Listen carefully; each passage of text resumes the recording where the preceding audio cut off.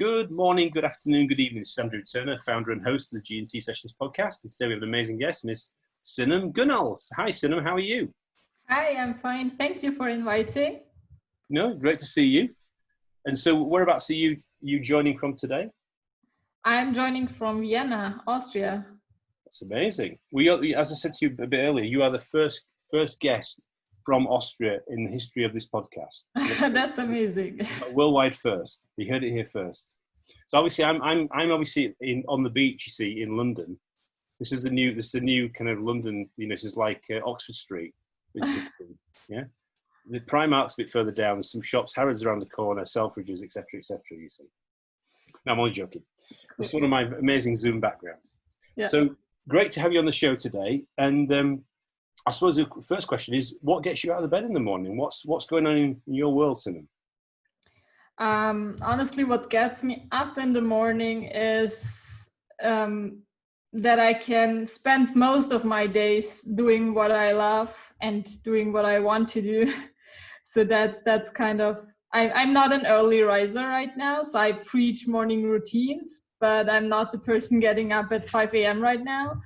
But I love knowing that I can spend most of the time doing what I love and supporting people in their personal but also business growth. So that's definitely what keeps me motivated and also keeps me getting up. You see, I thought you were gonna beat me. So I actually got up at 4:45 this morning. Wow. So that was a bit of an unusual one because I couldn't sleep. But anyway, that's another story. So like Robin Sharma, with the 5 a.m. club, you know. Because one of my friends in Croatia he kind of says, what time do you get up? What time do you get up? And I don't know if you've heard about the guy called Jocko Willink. Have you heard of Jocko Willink? No. He wrote the book Extreme Ownership. Yeah. Like an ex-US Navy SEAL, and he posts on Instagram his watch. He's like 4:26 a.m. It's like crazy. Yeah, I'm not that person. Like I love my morning routine and I love routines in general, but I'm not the person to get up that early because I just figured out it's not what works best for me. And I often work late at night because it's my most productive time. Right. Okay. And then I just sleep until 7 a.m. most of the time. Oh, right. Okay. Well, you see, this is the thing you see. So I think the danger is, you see, if you get up early in the morning, then you actually end up working late at night. Yeah. So get burnt at both ends. So I suppose one of the things that I think we talked about was that you're obviously what I love about the way you push yourself to the market or explain what you do is entrepreneur, coach, and dreamer. Yeah. Well, why do you say that? What's the backstory behind that? Well, because I can totally it resonates with me. I'm an entrepreneur because I run my own business. I'm a coach in terms of personal development, but also kind of a writing coach. And I love working with people, coaching them, no matter if it's on a one-on-one or in bigger courses. I've held lots of workshops, coaching, training people. Mm-hmm. And then I actually, I put the dreamer in there because I'm a real believer that there is so much potential in every person on this planet. And I spend most of my days dreaming about what I could create and how I could further improve myself, my own life, but also my products and services to help people to further unleash their own potential and grow themselves. So, and I feel like it's quite important to be a dreamer and to have this kind of outlook and vision for the future. And to combine that with a realistic approach in business, and then that's what worked for me in the past months and years. So it's a bit like dream big. Yeah, definitely. Dream big. Yeah, dream big, and but also sometimes just letting go and being aware that there are better times to come if you go through harder times, and just yeah. So it's like so do you advocate? Do you talk about the BHAGs? The big, hairy, audacious goals. Do you talk about that? Not really. No. There's a really good book called Good to Great.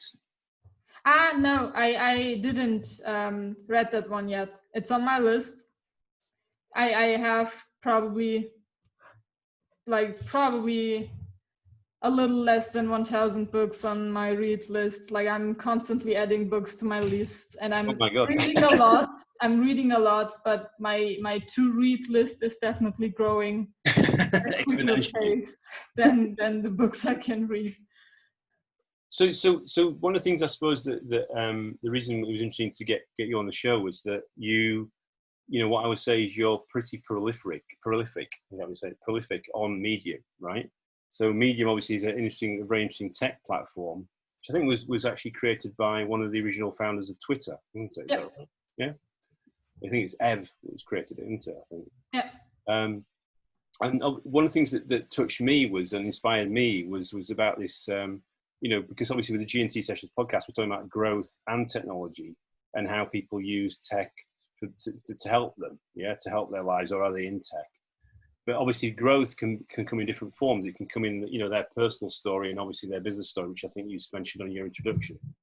So what I noticed was that you got your personal growth toolkit, I think you call it.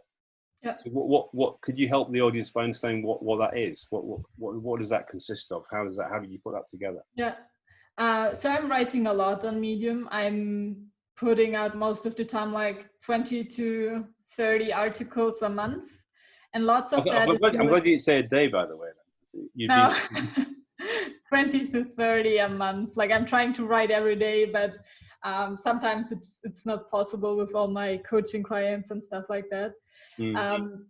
But yeah, most of it is related to personal development, and it's also what my business personal growth base is all about. So we have a website dedicated only to personal development called personalgrowthbase.com, and we created that personal growth toolkit as something that people should download and have a look and find at least, 3 to 5 points that they could instantly apply and implement in their own lives. Like we have, I guess it's 47 techniques, tools, resources in there that can basically help you improve yourself and step up your game on a personal level, no matter if it's mindset, productivity, improving your habits. And I actually, like last year in 2019, I self-published a book, which is actually all about that. Like on 400 pages, we summarized everything around personal development in a way that you can really go back to that book and scroll through the pages and see, like if you have, I don't know, if you have issues with confidence, you could get to that page and then get concrete action steps on what to do.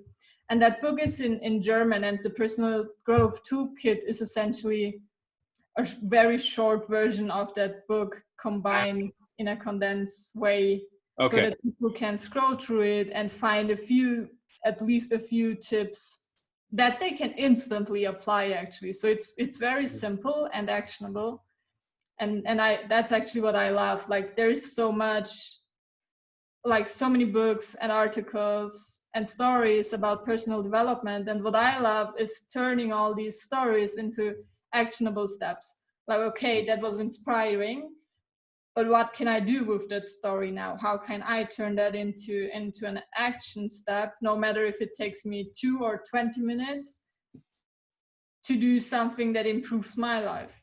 And that's what we try to do with the personal growth toolkit as well.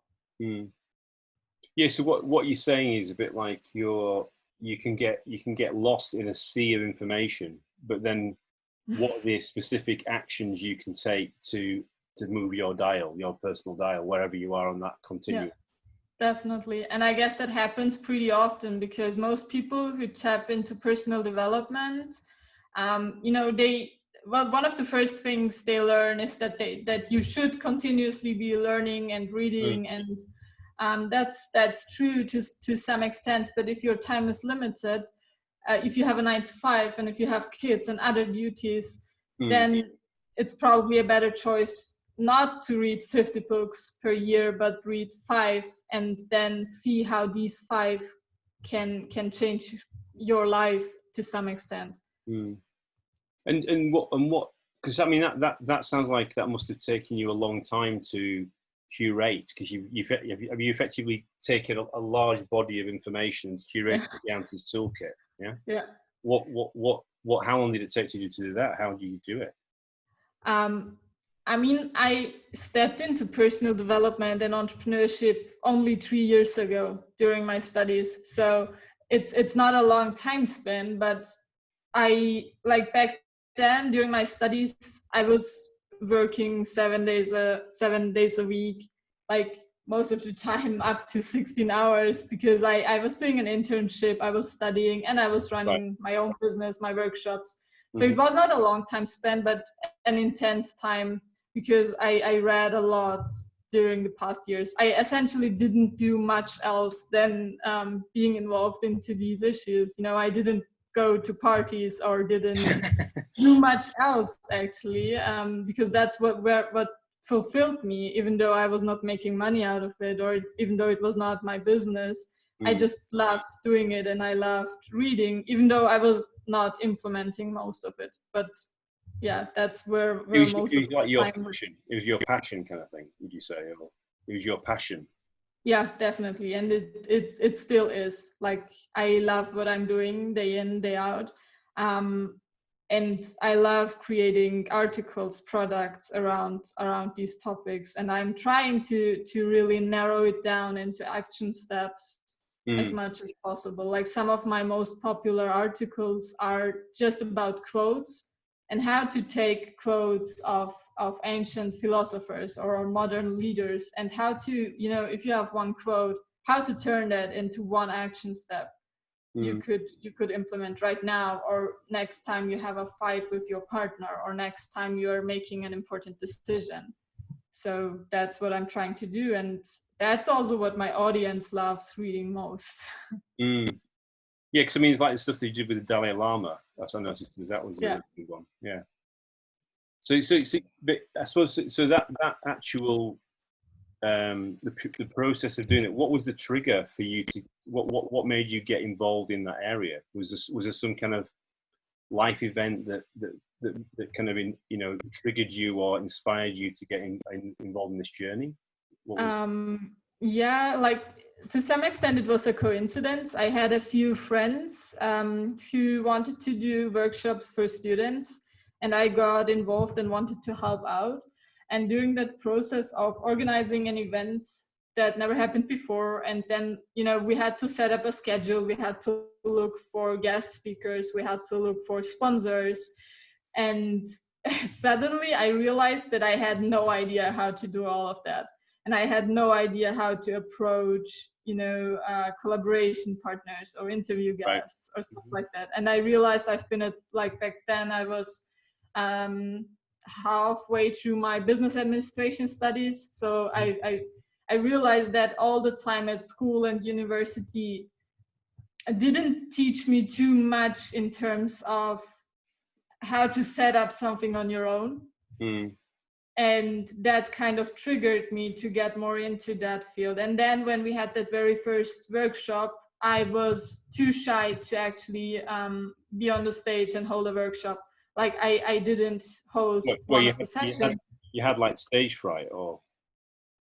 Yeah, it was not stage fright, but I didn't believe that I could teach the students something that they didn't previously know. So it was kind of a mindset thing. Because most of the people that I had in my workshops and still have in my workshops are either my age or older. Okay. And I had this belief that, you know, I can't teach them anything new if they are not way younger than me, because if I know it, they should know it as well. Right. And then all my partners, so the friends with whom I hosted the workshops, stepped onto stage, delivered great content, which I could have delivered as well. And and the people were amazed, like, they loved the workshops and the sessions. And then I realized, okay, it was just me not being confident enough to get out there and speak to the people, and that it was not a matter of content and value, but of believing in myself. And that was kind of a trigger where I realized, okay, I want to be on that stage soon, and I want to work on myself to get there, because I know that I can do it even better than my friends and deliver even more value and hopefully change the lives or the days of these people listening to me. So would you say that's, I think, I don't know if it's right, but do people call that the imposter syndrome, where you feel like you're an imposter because you don't feel like you're capable of what you really can do, but you need to break through that? Is that right? Is that correct? Yeah. Okay. Definitely. Like that was, and it actually took me quite long to realize that I can teach people who are older than me, because I spent more time with those issues, and that it's not the case that everybody already knows what I know, because I spent so much time reading books, no matter on business or personal development, like joining other workshops, trainings, completing courses, and it took me definitely more than a year to accept the fact that I can teach other people, and that it is of value. But you see, what you did was, I suppose, is it that 10,000 hours? You put the hours in, didn't you? You put the time in, and you went deep. You went really deep in the topic. So effectively, you become a guru. You become an expert. Yeah. Yeah, I actually recently read an article that these 10,000 hours can be quite different, varying from discipline and to discipline. But I guess no matter if it's 10,000 hours or half of it, it doesn't matter. It's just, I guess what matters is how much energy you also put into it. And I love diving into these issues and learning. And I also love the fact of being able to provide value and knowledge, because that's what I always loved. I loved going to school, going to university and learning. I loved studying, probably back then because it was the easiest thing to do, and I loved structures and having these concrete rules on what to do to get a good grade. And it was the total opposite once I started my own business. Right. But back at school, I loved learning, and it's actually unbelievable for me to now get paid to do what I always loved doing. Well, that's your dream. That's your dream. That's part way to your dream job, isn't it? I suppose that's why it's a dreamer, because you're like on your way to your dream job. Yeah, definitely. Get paid for your passion. Yeah. So I suppose in that, I mean, in that kind of story of yourself, is, I suppose, have you, it sounds like you went from doing your education to then, being brave enough to actually take on build your own business.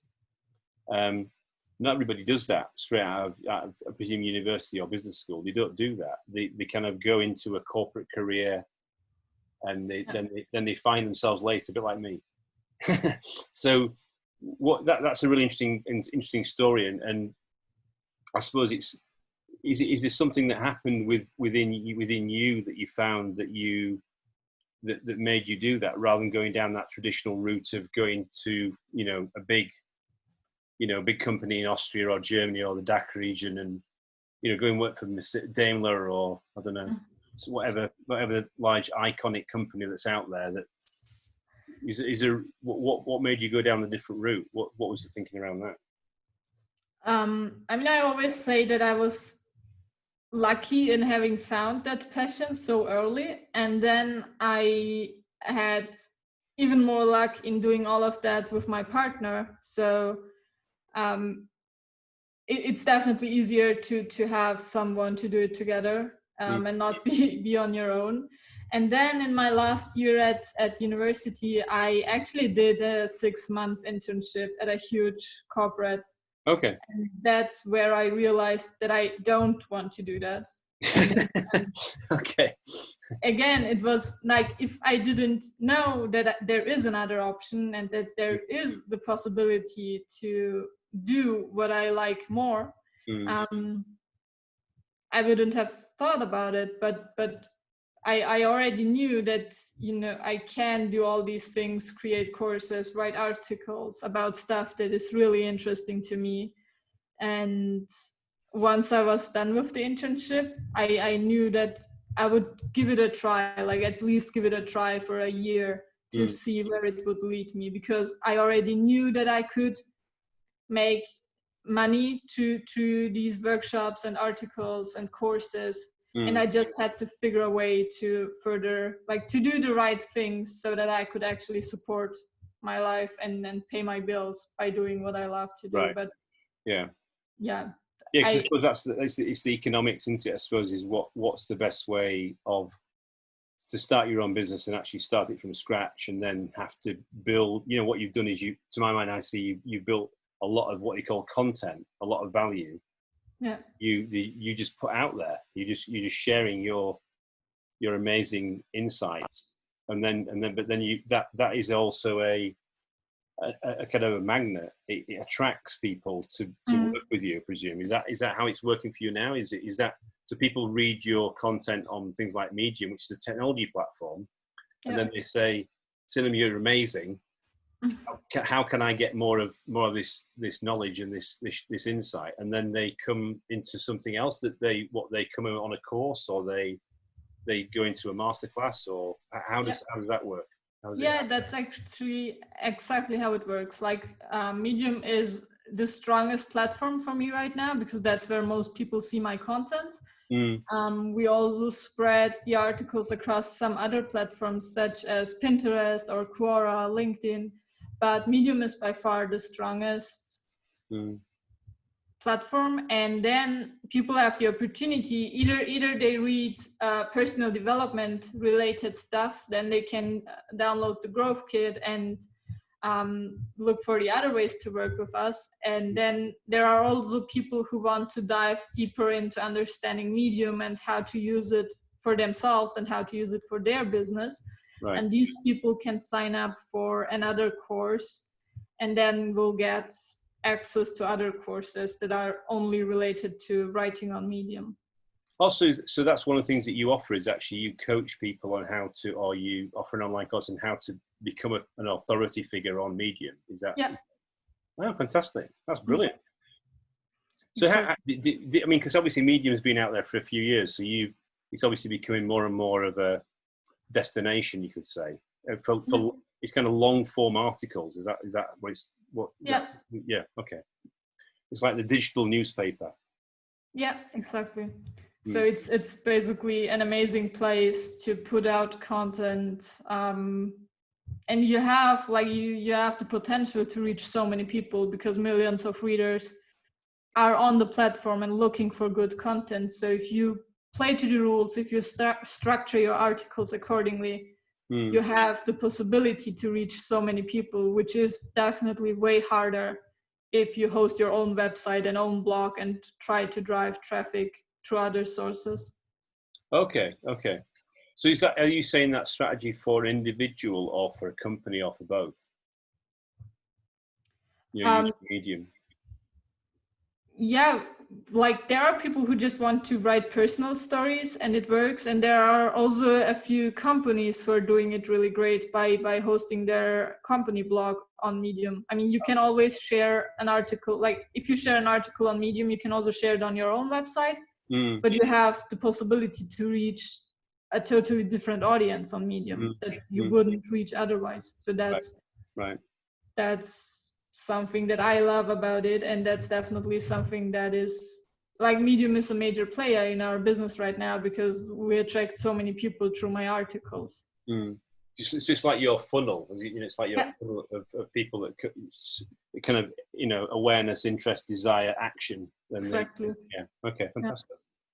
So I suppose if you're talking about we talked a bit about the G and the growth piece. We've talked about a bit about the T, the technology piece. So what you're doing, you're building your business, and it's really, because Medium has not been around for decades. It's only been around for, I don't know, a few years, isn't it? I don't know, less than 10 years, isn't it? That's right. Is that right? Yeah. And yet you saying that you've basically built a business on the back of it. Yeah. It's a bit like I'm not. Maybe you're quietly being a YouTube star as well. Maybe you're a YouTube creator star as well. No, not yet. maybe after this video hits YouTube, you see, you're going to be a YouTube star. You see, But what you're saying is you're using that tech platform of Medium as your main kind of face to market, you could say. Mm-hmm. When to your point that previously people would use a website, but then you're saying the reach of your value is the whole world, and even maybe further, maybe to Mars, like Elon Musk.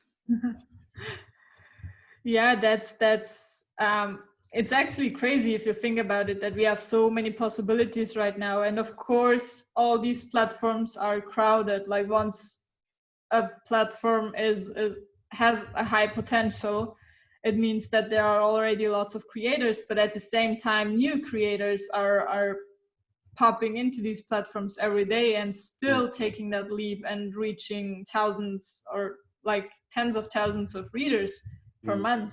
And that's incredible. And it's actually a thin line between, staying up to date on all these platforms and tools and being aware of what might be of high value and what might have a high potential, and at the same time not losing too much time comparing all the new coming platforms, because there are so many apps and platforms and websites launching every single day.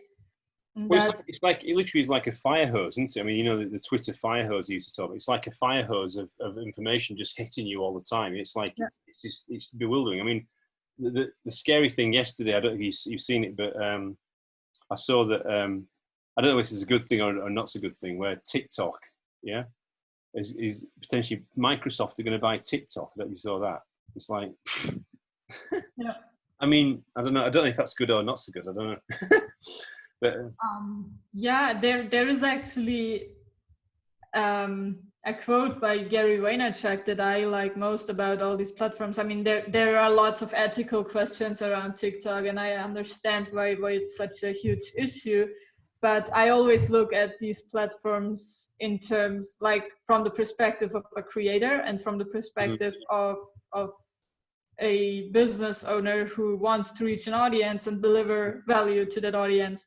And what Gary Vee always says is that he doesn't care whether a platform stays for a year or for 10 years. He just looks at it as if it was a show, and he tries to deliver as much value on that show as possible. Right.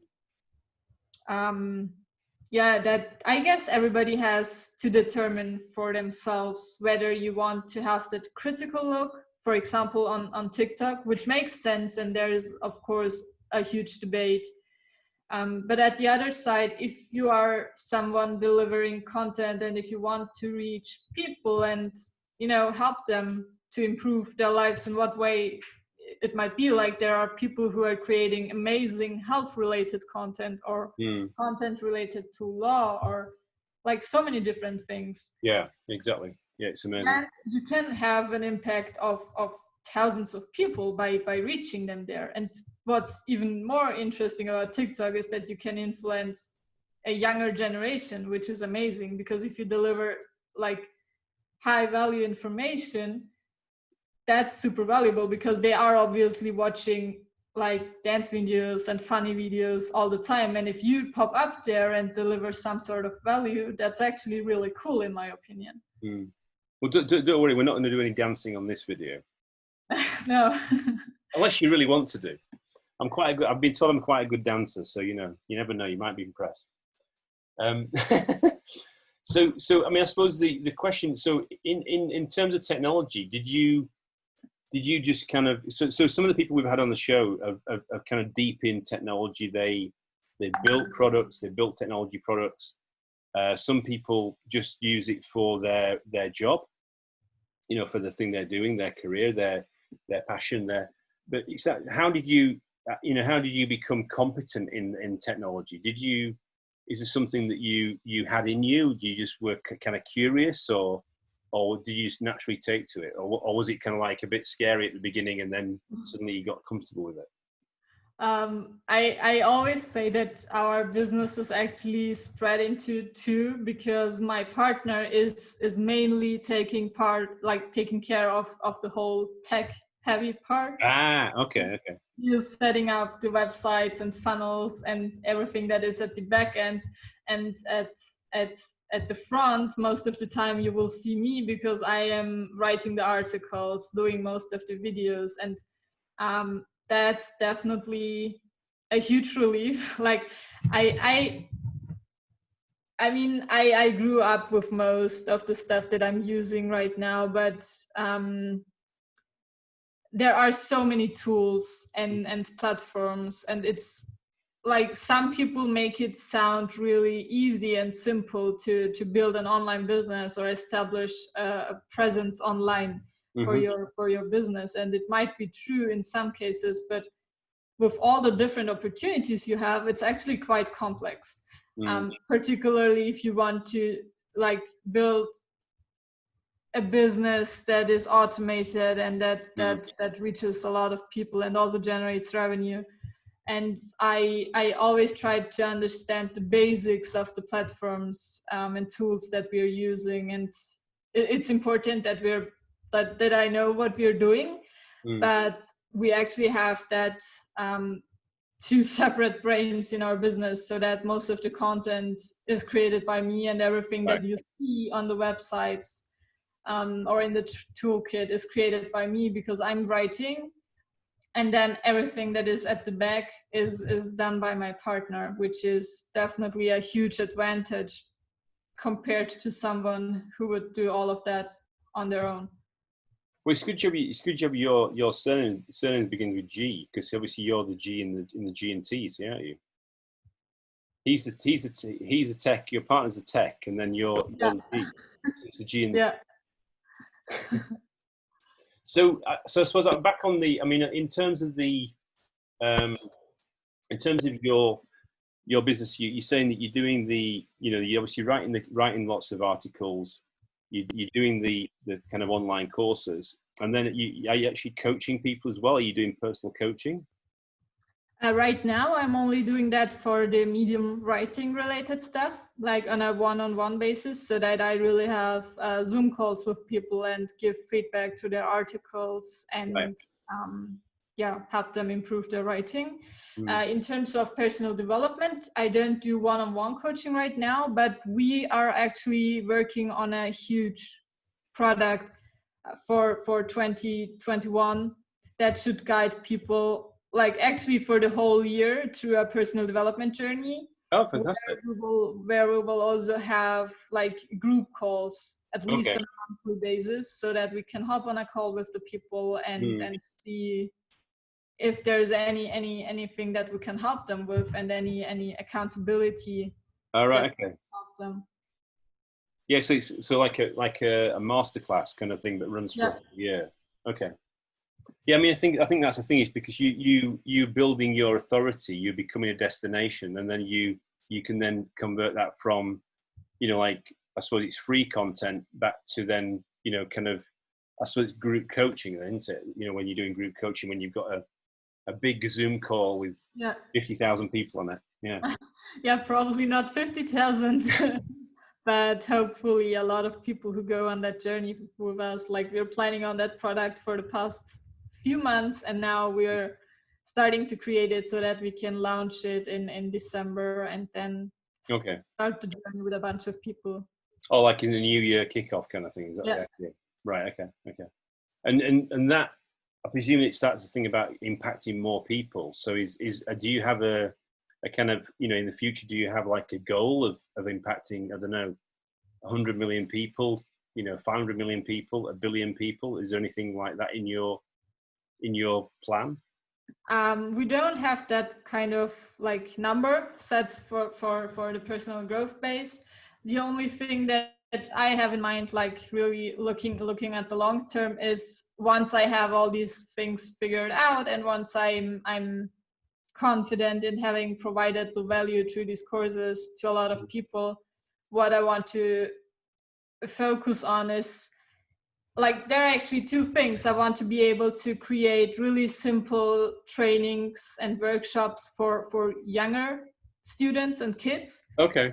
to mostly actually to empower them to believe in themselves, be Mm, more confident, and believe that there is a lot they can reach if they if they believe that they can do it, because most young people like grow up in their families believing what the families believe, because right.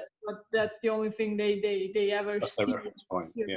Yeah. So that's one thing, being able to offer these types of courses, and most of the time like workshops, trainings in person to Mm, younger kids and students. mm, And then I also want to tap more into like younger girls and women, and supporting those, and again building confidence, believing in themselves, mm. and being able to have access to all that content that I'm providing right now. I Mm. would love to provide that to people who don't have the financial resources Okay. Yeah. to grab these courses. So that's kind of my longer term vision. There you go. What is the 7 billion people on the planet? You see, you've got to move. At least do 10%.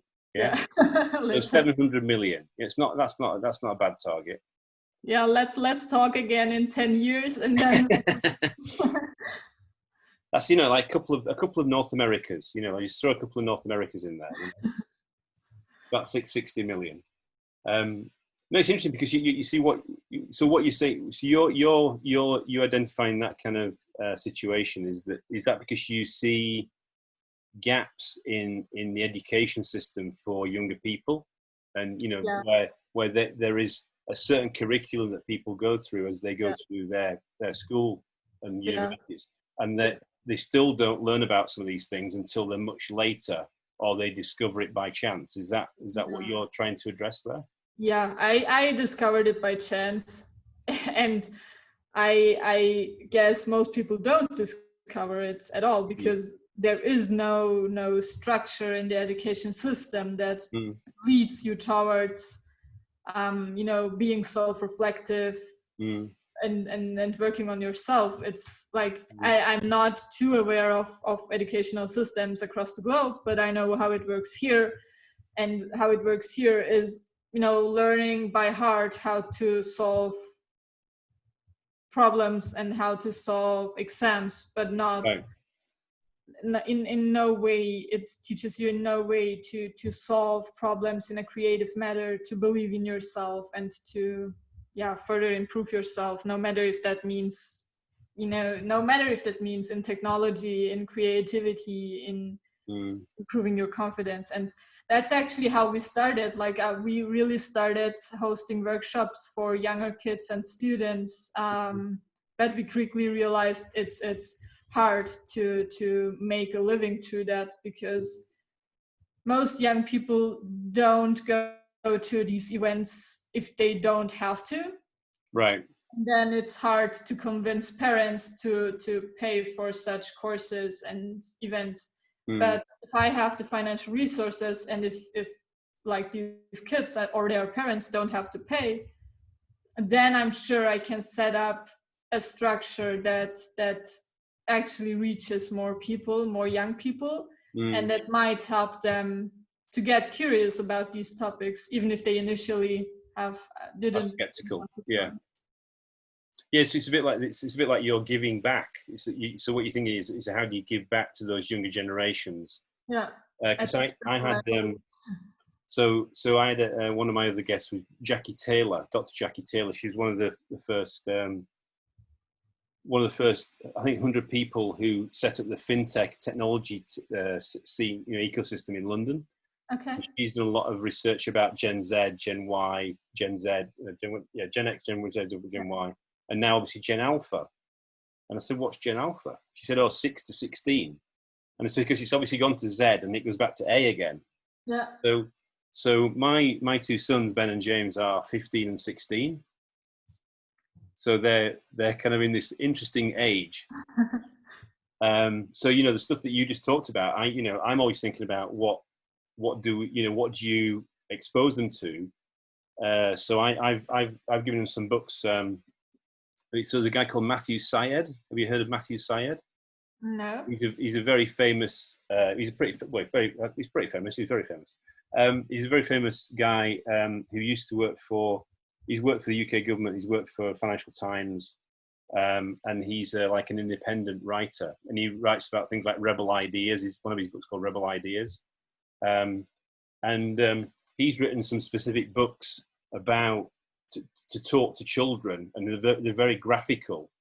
You know, they're very kind of colourful, to try and start to help younger people get exposed to these things that you only sometimes discover later in life. So I can only praise what you're doing, because I think you're onto something with that. Because how do you help the younger generations? And my hope is that I'm trying to get Ben and James actually on this podcast. I'm trying to get them to come to be guests on the podcast, but they went a bit shy. They're on YouTube all the time, but obviously not watching podcasts. They're watching various different things. So they went all shy when I actually asked them to come on it. But anyway, I'll get them later. Don't worry. Yeah. So no, it's interesting. So I think it sounds like you're working out your business model about how you get this kind of growth toolkit out there. How you educate and help people to learn and share, and also deal with different segments of the worldwide population, and help them actually get in a better place. But be the best version of themselves. I suppose that's what I think, as Jim Rohn said, isn't it? Is that right? Jim Rohn. Yeah. So Jim Rohn, I think, be the best version of yourself. Yeah. Or was it Tony Robbins? Yeah. I'm sure Robbins said it as well. Yeah, Tony Robbins, I think, was Jim Rohn's main kind of student, I think. Yeah, probably. So in terms of your kind of dreams, for you said you're a dreamer. Yeah. We're in 2020. What are the dreams for your business? Now you've been running it for a few years. What's it going to look like in 2030? Any views on that? I can't describe a vision for 2030, because if you had asked me like 1 year ago what it would look like right now, I would have no idea, because so much changed. Like we during the past 6 months or 7 months, we actually pivoted the whole business from German to English. Okay. Because, like, as I said, last year we wrote a book in German, and we've been hosting all our workshops and trainings in German. And then I started writing on Medium regularly, and I realized I can reach so many more people there. And then we basically turned it all around and started offering everything in German. So that's something I wouldn't be able to tell 1 year ago. So who knows what's going to be in 10 years. Like, I'm happy if I can tell that I have a plan for the next quarter, like business-wise. That's it, because so many opportunities arise every single day, and new people reach out, and new collaborations happen. And I honestly wouldn't be able to set, also in numbers, I couldn't set numeric goals right now, because, for example, during the whole lockdown time, I mainly worked. Like we have our office at home, so we have a home office, which is our living room. Right. Okay. We've been used to working from home, and so I don't have any distractions. I don't have kids or have pets or anything that would distract me. Right. And once we realized, okay, it's lockdown and we can't do much more than sitting at home, we basically set the goal to improve our business and improve everything that we've been doing anyway. And we made a huge improvement. Like, without the lockdown, it would have taken us, I don't know, 9 more months to get results that we have right now. Because for 3 months or 4 months, how long it take, the main thing we did was working, like really working and going on walks. And that was something I couldn't have predicted back in December or January. So it's kind of accelerated your business, the lockdown. Yeah, like for us, it was a major opportunity to accelerate processes, set up processes, and gain clients. Right. And you said that your book, what's your book called that you wrote last year in German? It's called Selbstpotenzial. it's kind of a combination of self potential, like kind of Okay. unleashing your self potential. So it's a word that actually doesn't exist. And so is there going to be an English version of that book coming out at some point, or? Probably, like we're not working on it yet, but it would make sense to translate it and offer it in English as well. That's interesting though. So I mean, so what you've done is you kind of I mean, it's interesting how you've you know, so you say you've used that thing pivot, yeah, which is kind of like a tech term, that, isn't it? I've read the Lean Startup book. I've pivoted, yeah. But you know, you literally you're a live example of, you know, something happened, you know, in the whole world, and suddenly you've reacted to it, and you've actually your business has gone in a it's grown, hasn't it? It's gone in a more positive way. It's amazing how those things happen. Yeah. Fantastic.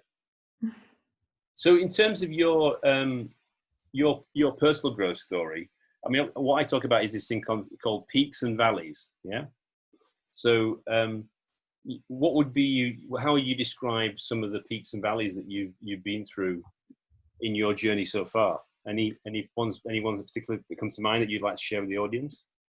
What was the most important thing in my like personal growth journey is you know, as I already mentioned, I'm running my business together with my partner, and we actually started working together when we started dating.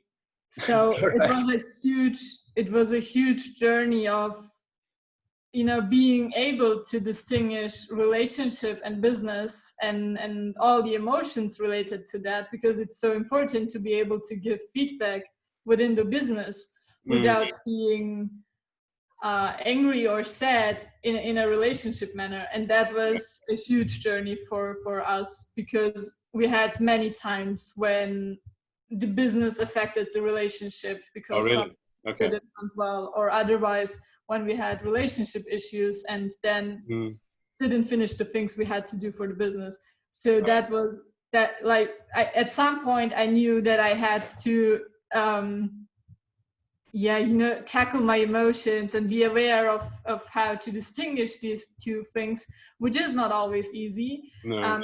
If I want to build a business that I can rely on and that won't get hurt because of the personal stuff. That was the segregation, and the kind of the gray lines, or the kind of it fuses into one. Yeah. Okay. So that was the most like roller coaster like experience. And how do you deal with that? Did you kind of like agree some protocols and some rules, or and some ways of doing things, or how do you do that? We are trying to communicate very clearly, and it doesn't work out 100% of the time. Like sometimes it's still hard, but I guess we messed it up so many times that we learned how to do it correctly. Like we had so many struggles and didn't know how to handle it for so long that we essentially took our lessons from the mistakes we made. Right. So you have some kind of real life examples where you're kind of very close to it. Yeah. Yeah. And I guess the main driver was that we experienced how bad it feels and not to have control over your emotions and over your feelings, and that was basically the reason that was the driver that enabled us to be more strict with ourselves and be also grow into a better version as a partner, but also as a business partner. Right. Yeah. Wow. Yes, I suppose if you you know, with the lockdown and with you changing your business and all this kind of thing as well, it's quite an interesting thing going on there. Yeah. Okay. Yeah. Anyway, I was just going to say, you know, so I'm sat on the beach here, right? Obviously in London, and obviously the reason I'm sat on the beach in London is because normally, I don't know if you know, in Paris during the summer months, probably in August actually now, yeah, they have they put sand, you know, they put like a sand by the Seine, you know, by the Seine River. They actually put sand down there so people can kind of pretend they're, you know, in Saint-Tropez instead. Yeah. But given your business model, yeah, you know, my challenge to you guys would be to say, why are you not on the beach somewhere? You should be working from WFB. You should be not working from home, WFH. It should be WFB. Yeah. Because if you based on what you do, you could be anywhere in the world. Yeah. Yeah. We I know Austria is very nice, but I know Vienna is very nice, but never say never. Yeah, we probably would be somewhere else right now without the COVID restrictions. Like, because right now we're really independent location-wise, because 100% of our work is done digitally. Mm-hmm. But yeah, exactly. We actually hate the cold and winter, so we hope that traveling will be easier in winter, so that we can then be at the beach when it's really cold in Vienna. So you see the things, you're true digital nomads, aren't you? You could be actually anyway, as long as you've got a Wi-Fi connection and you're away. You can write your article, etc., etc. Yeah, exactly. So, I mean, given what you've done as a business, I suppose my question then will be about what you see as the future. What in terms of technology and in terms of how people learn, and this whole growth mandate that you're on, this whole growth journey that you're trying to educate all these millions and billions of people about. What do you see as in technology? Do you see some good things coming down in the future, or what should be on that? Any predictions that you can see with technology in the future that can help people? I'm sure it's gonna be in both directions, because as we talked with TikTok, there is good sides and bad sides about it. It just what differentiates the good from the bad is how you use it. And I guess we are driving towards some massive improvements in technology that can make huge changes in the way we live, in the way we interact with each other, in the way we design our businesses. But at its core, it's all about how humanity, or how each of us, is going to use these tools and technologies and platforms. Because so much crazy stuff is already happening in terms of how you can manipulate human bodies, or manipulate, I don't know, whatever you want actually. And you can do that, you can use that to improve the world we live in, but you can of course also use it to do harm. And I guess what's up to each of us is trying to use our voice so that we in as much as we can direct the improvement of this kind of technology into a direction that is ethically correct. I mean, of course we cannot control everything that the big players are doing, but everyone has the right to vote and use certain products or services, or not use them. Yeah. And that's probably the core of it, because the really huge advances in technology, that's stuff happening in companies that can do so much and have so much power over many parts of our lives. And I try to make conscious decisions about which companies to support, which products or services to support, and which not. And I mean, if I look at my business, what I use in terms of technology is nothing compared to what Elon Musk is doing by sending people out of to the space, or what other companies are doing. And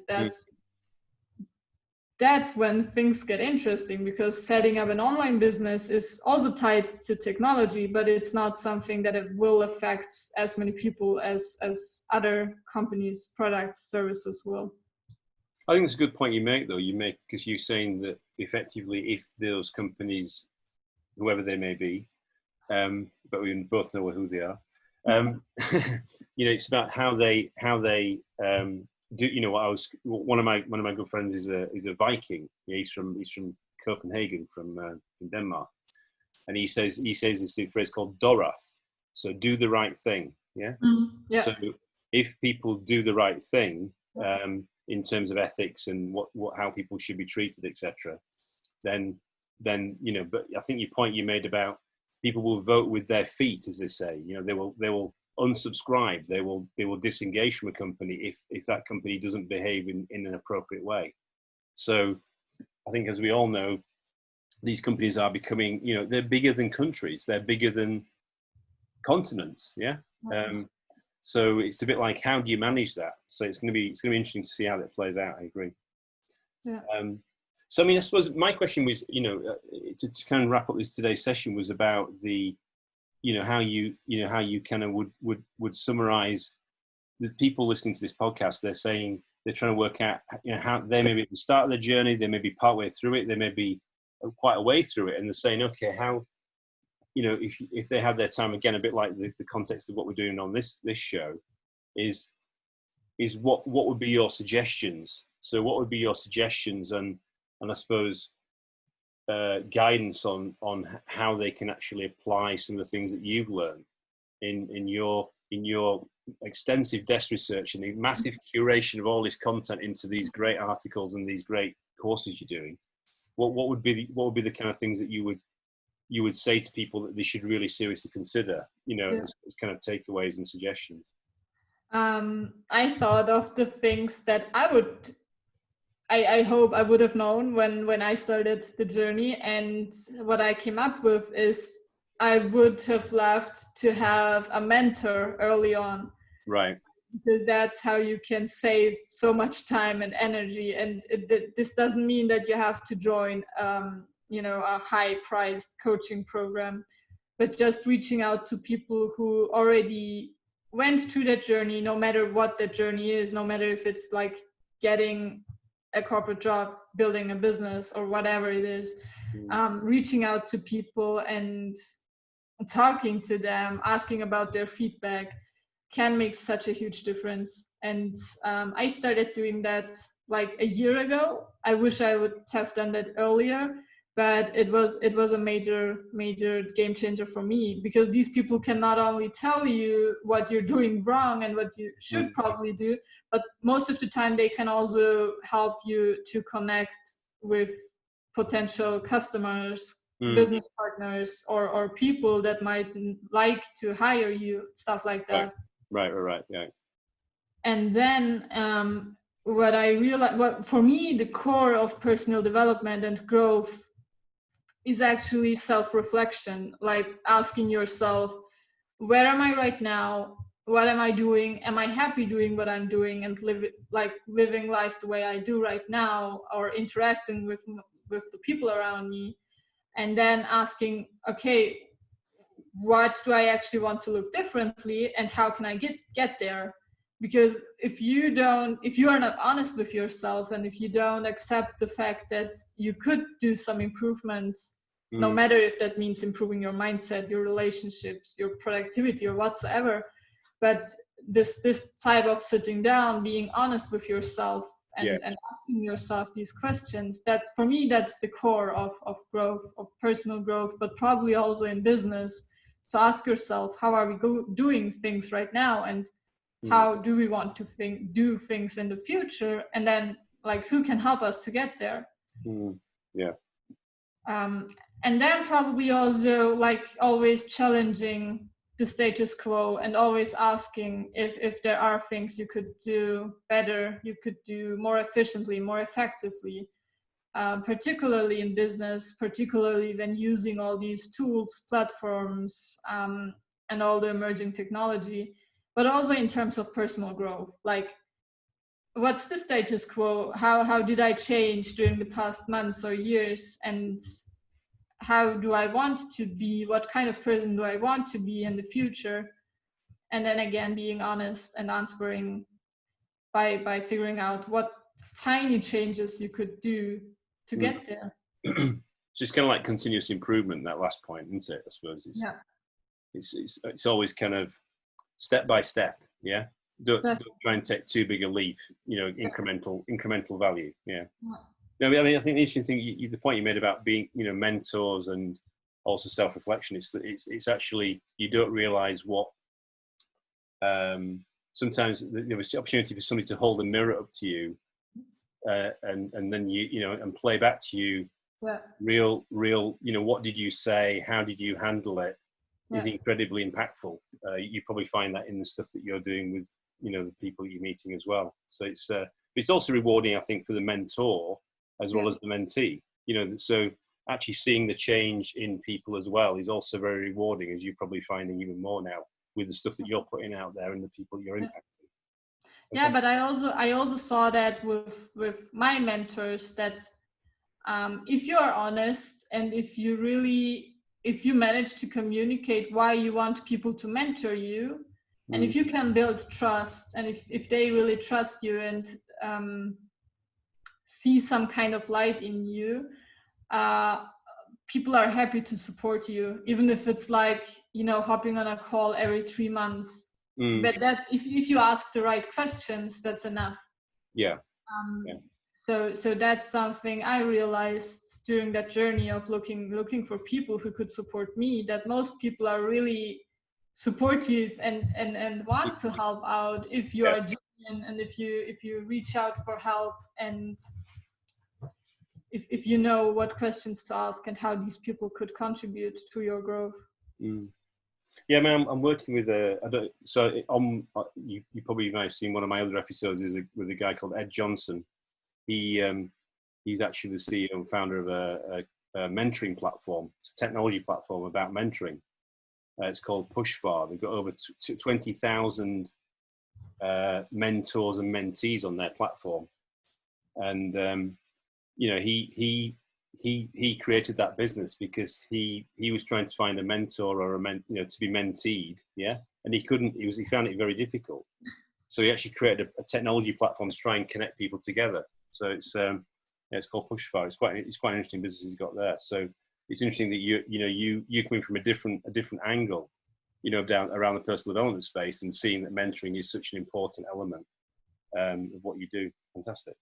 So, I mean, I suppose my final question was about, a couple of things actually, was how do people get hold of you if they want to tap into Sinem Günel's world and the G and the G and T?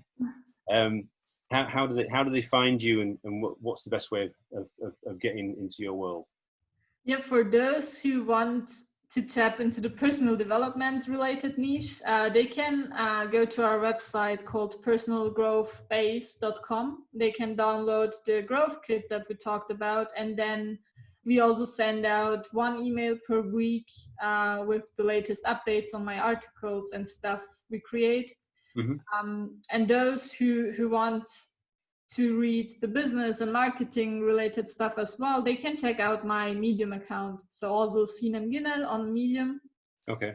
And that's essentially, like, as I said, I'm trying to write new stuff every day. So a lot of content is already out there. And if anybody wants to get in touch in any other way, you will find my email on the website, and I'm always happy to connect with like-minded people. Fantastic. And my final question, which if you've not listened to one of my other recent episodes, is I don't know if you do this, but do you drink gin? Not really. I don't drink much alcohol at all. Oh, you don't? Okay. Well, I'll just check it. So my final question, you see, was what kind of gin do you like? So obviously G&T sessions, you see, people assume it's about gin and tonic. Yeah.